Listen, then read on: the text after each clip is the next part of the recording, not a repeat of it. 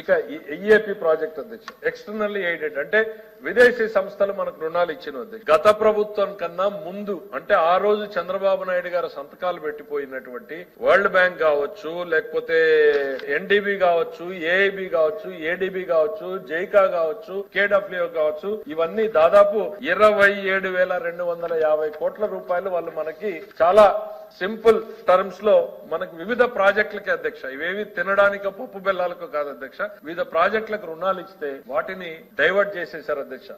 ఈ గవర్నమెంట్ రాగానే ఆ డబ్బులు తీసి డైవర్ట్ చేశారు. ఇంకా ఆ ప్రాజెక్టులు ఎప్పుడైతే పురోభివృద్ధి లేదో వాళ్ళు ఆపేశారు అధ్యక్ష. ఏమైపోయింది అధ్యక్ష? కుంటుపడింది ఏంది అధ్యక్ష? రాష్ట్రం అభివృద్ధి కాదా? ఇవాళ మేము వచ్చి మళ్ళీ 5 ఏళ్ల తర్వాత వాళ్ళతో రీనెగోషియేషన్ స్టార్ట్ చేస్తా ఉన్నాం అధ్యక్ష. చేశాం. ఇప్పుడు సానుకూల దృక్పథానికి తెచ్చాం. వాళ్ళకు కూడా పేమెంట్లు చేసి ఆ ప్రాజెక్ట్ టైం ఎక్స్టెండ్ చేసి ఆ ఏవైతే మేము ప్రాజెక్టులు అప్పుడు టేకప్ చేశామో అవన్నీ పూర్తి చేసే దిశగా చర్యలు తీసుకోవాలనేటువంటి మా ప్రయత్నం కొనసాగిస్తున్నాం అధ్యక్ష.